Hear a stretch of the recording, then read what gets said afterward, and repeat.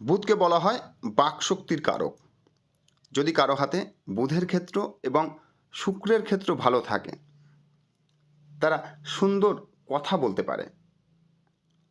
শুক্র হাসির কারক, অর্থাৎ বুধ ও শুক্র ভালো থাকলে তারা কিন্তু মানুষের সঙ্গে হাসি মুখে কথা বলে, আর হাসি মুখে কথা বললে মানুষের দৃষ্টি আকর্ষণ করা যায়।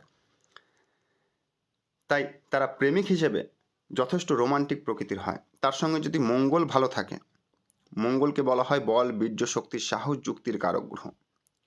তাদের স্মার্টনেস ভাব বা তাদের সাহসিকতা অন্যদের চোখে পড়ার মতো,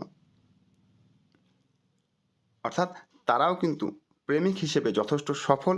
তারা একাধিক প্রেম করতে পারে জীবনে, যদি শুক্র, মঙ্গল, বুধ ভালো থাকে।